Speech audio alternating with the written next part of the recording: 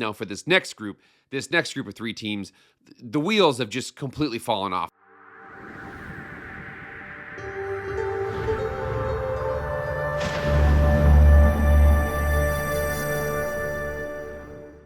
What is up, everybody? It is Jake back with Master Football. Thank you so much for being here.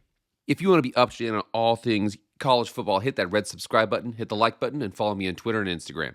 If you like EA college football content, go subscribe to my other channel, the MF Film Room. Link is in the description.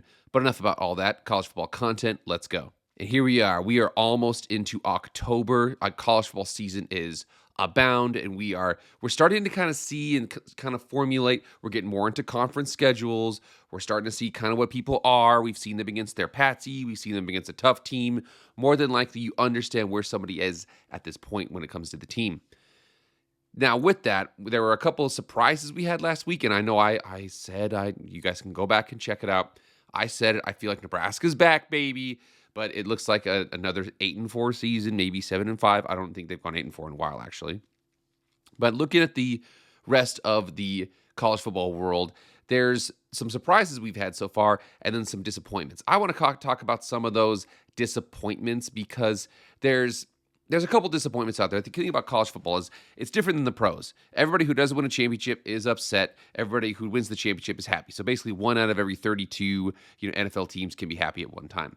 Other teams can be like, well, we show some promise to win a championship eventually. In the college football world, I think that Purdue understands they're probably not going to be in the national title contention for some time. Again, Vanderbilt actually is surprising this year. I like what they're doing. But they know that year in and year out, it's tough for them to compete for a national title. So expectations for different programs are different.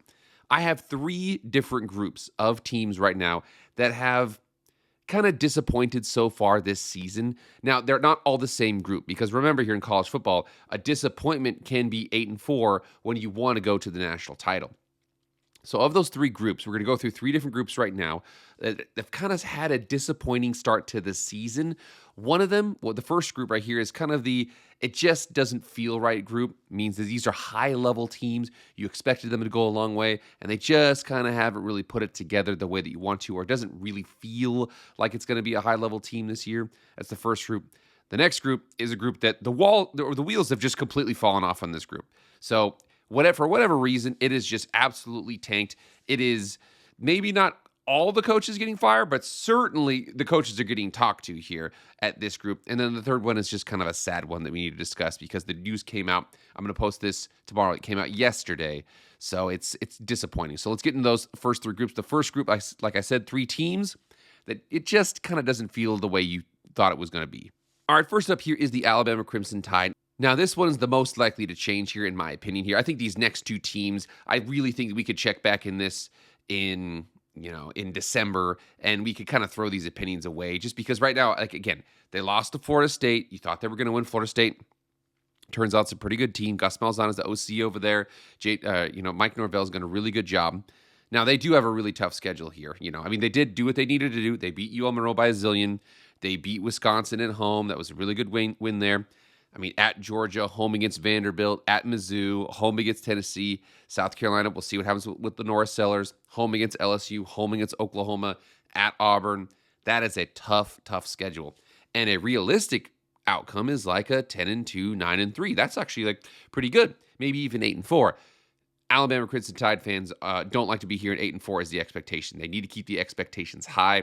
So again, for the Alabama Crimson Tide right here, liking what they're doing, in some ways. They did what they needed to do against UL Monroe. Same thing with Wisconsin, but it just doesn't feel the same as it did before, like when you knew they were going to go 11-1, 12-0.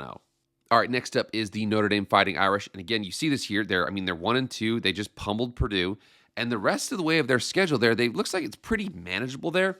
But remember here, this team, the over-under at the beginning of the year was 10.5. That means 10-2, 11-1 is kind of the expectation. They've literally already hit the under on that for the regular season. Now, the rest of the way, it's softened up a little bit there at the very end. But in the middle there, I'm not expecting my Boise State Broncos to give them a run. I am predicting that Notre Dame wins that game. At Arkansas is not going to be easy. USC is not going to be easy. At Boston College isn't going to be easy. Navy's undefeated. At Pitt could be interesting. They have an opportunity there where, again, they were thinking 11-1, 10-2, maybe like an 8-4, 9-3. Again, this is a spoiled fan base, Notre Dame. Marcus Freeman's doing a really good job there, but so far in the year, man, just doesn't quite feel the way you thought it would. And this last team here is one that, again, still 3-1, good, and you've got a lot of opportunities for wins, but it doesn't feel the same way, and that would be the Texas Longhorns. Now, for Texas, if we're being honest here, they played the most difficult road game in college football. They played at Ohio State, week 1, new quarterback, never started outside of the state of Texas, and on the final drive, they had an opportunity to tie the game up, but they didn't do it. Arch Manning has, again, he's the most overanalyzed quarterback. He knows that. There's a reason why we all paid attention to them was because of the name Manning. But looking at this guy here, they lose to Ohio State. They beat San Jose State by 31. They beat UTEP by 17 in a weird game. They beat Sam Houston State by 55. They should beat them by 55. Those next couple of games here, here's what we got. At Florida, which, again, it's still going to be a tough place to play. They played Oklahoma in that neutral site game. At Kentucky at night's going to be weird. At Mississippi State in the afternoon or night's going to be weird. Home against a ranked Vanderbilt's going to be weird. At Georgia, and then Arkansas, and then home against number 9 Texas A&M. That is a tough schedule there. You were expecting the Texas Longhorns. They're going to be doing great. Again, this looks like there's a lot of opportunities for losses there, especially that at Georgia, home against Texas A&M. Oklahoma looks good. Vanderbilt's not going to be an easy out. There's a lot of opportunities there for L's. Like you said, 3-1. They could end up 11-1 and be one of the best teams in the country, 10-2, and still be a team that's going to the CFP. But right now, it just doesn't feel the way you want it to because everybody's kind of overanalyzing Arch Manning, rightfully so. But it just doesn't feel the way you want it to. Texas has disappointed a little bit. Again, they could still go 9-3, 10-2, 11-1. Just doesn't feel that way. Now, for this next group of 3 teams, the wheels have just completely fallen off, starting off with your Florida Gators.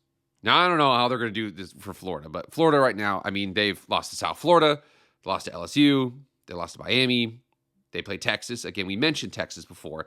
They play Texas at Texas A&M, Mississippi State's undefeated, Georgia in a neutral site game, at Kentucky, at Ole Miss, home against Tennessee, home against Florida State. So I'm not gonna lie, like Billy Napier, it's not gonna happen. Listen, I'm not happy about this.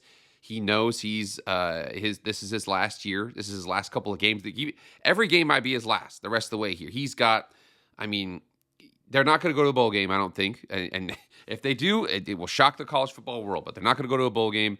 They are, preseason, man, everybody was just kind of waiting for Billy Napier to get it going, this and that. They showed the record of what Dan Mullen had at Florida when he got fired versus Billy Napier's record right now. The fact that he's made it this far, I don't know, man. I do know that they're already talking about Lane Kiffin's going to be the next head coach of Florida and this and that. I know that Florida, unfortunately, the South Florida loss, LSU and Miami, those are, like you said, those are tough places to play. The South Florida loss is inexcusable.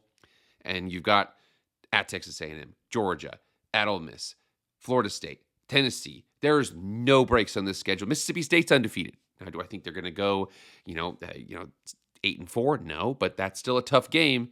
So looking at Florida, the wheels have really fallen off. They're currently 11th in the SEC. That is not going to be acceptable. The next team here, also one of those ones where you're like, what the heck is going on? Clemson Tigers. I say this with no ill will in my heart because I'm a Raiders fan and I need us to draft a quarterback to be good. So I was looking at Cade Klubnik. Nobody's stock has gotten worse than Cade Klubnik in these last few weeks. The loss to LSU, like you said, that's a tough one there.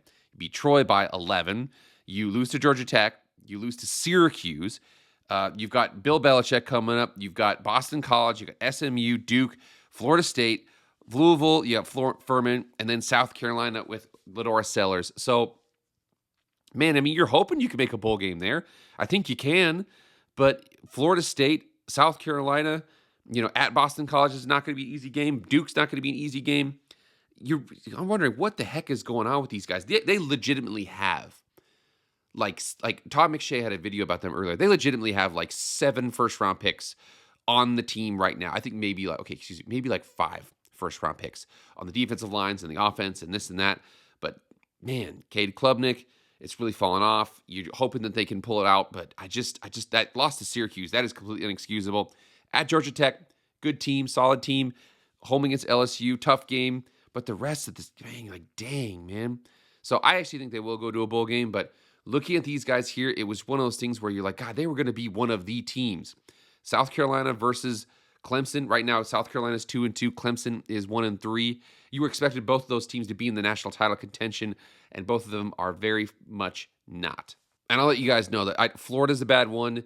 Clemson's a bad one. But what you need to remember here about this is Kansas State at the beginning of the season was projected as the number one team by almost every metric in the Big 12. And they are legitimately, that North Dakota game, they had to score a touchdown in the final minute to win that game. So a team that was projected to win the Big 12, by the way, the Big 12 is the craziest league in college football. It's not even close.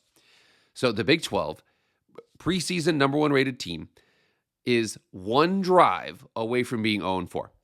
And now, the weird thing about them is you can tell that it's disappointing, but they still have talent. They are actually a 6-point favorite, last time I checked, versus UCF, an undefeated UCF team at home upcoming this week. So you can tell they have talent, but the season just started off all goofy. On the road against Arizona, you triple option team, you play an FCS team, you play in Ireland. It's just been weird for them. But again, like I mentioned before in this article you're going to see right here, they were projected number one in the Big 12 by almost every metric. So I'm going to include this in the description. You'll be able to see this here. But for the most part, you can come down here and check this out. The fact that they were looking at these teams to see what they were going to return. So they're returning 71% of their offense, 63% of their defense. They're over the 2025 win projections they had here. They were the number 18 rated team in the country. They were projecting them for at least 6.3 conference wins. So at like 6-2, 6-2 and above, something like that. And they legitimately have just had a bad start to the season. They still have an opportunity to turn it around, but turning it around might be, 8-4. They go 7-1 the rest of the way. But again, Kansas State, you had high hopes. It hasn't turned out the way you want it to. And now we get to the number one, which is a really, really sad thing here. It's just sad. And the number one team is just the sad one. It's Oklahoma State. So for Oklahoma State, it hasn't turned out the way you want it to. When they played Oregon, they just absolutely got the brakes beat off of them. They lost to Tulsa. They haven't lost to Tulsa at home since something like the 50s or something like that. It just has not turned out the way you wanted it to. And that culminates in the decision that happened just the other day, which Mike Gundy just got fired. So this was just yesterday. Again, I'm posting this ahead of time. This happened to me just a couple minutes ago. But Oklahoma State, that fired Mike Gundy. And I was listening to a couple Andy Staples talk on one of his podcasts. And he was saying that two things can be true at the same time. One, it should be renamed Mike Gundy. It should be a T. Boone Pickens Stadium at Mike Gundy Field, or Mike Gundy Field at T. Boone Pickens Stadium. And he should have a statue outside. And he should also be fired. It's two things can be true at the same time with these guys. I mean, you think about these guys right now. They have really fallen from grace. When you think about the beginning of last season, check this article out from the Big 12 itself. So this comes from Big12Sports.com, and they wanted to come down here and show this. Utah picked first in the Big 12 football media poll preseason. So this is July 2nd, 2024. So if we're looking at this here, we're almost into October. So we're coming up on about 15 months from here. Number 3 in the conference is Oklahoma State. Now, since that moment, they went 3-9 last year, and they've been 1-2 this year. So they've gone 4-11 since being projected to finish third in the conference media poll.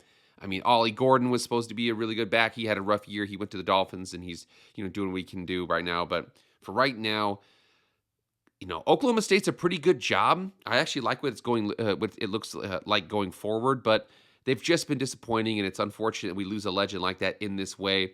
Hopefully, they can find a way to mend things a couple years from now, but Oklahoma State, Mike Gundy, him getting terminated, Oklahoma State in the saddest one of the, disappointments of the 2025 season so far. Like I said, those are 3 different groups there. You saw that first group. That first group, a couple of those teams still might go to the CFP. The next group, which is what the heck is going on here? I mean, Billy Napier's probably going to get fired. Dabo Sweeney's definitely got the heat being turned up on him. And Chris Klieman out there at Kansas State, he probably has the most amount of leeway just because the expectations probably aren't as high. I do know that there's plenty of Kansas State fans that are furious right now. And then ultimately Oklahoma State with Mike Gundy and his termination there. So what do you guys think are other disappointments that I left out there? You guys get in the comments and let me know. But beyond that, please like, share, comment, subscribe, do all that stuff. I really appreciate it. That's it for me, guys. I'll see you guys later. I am out.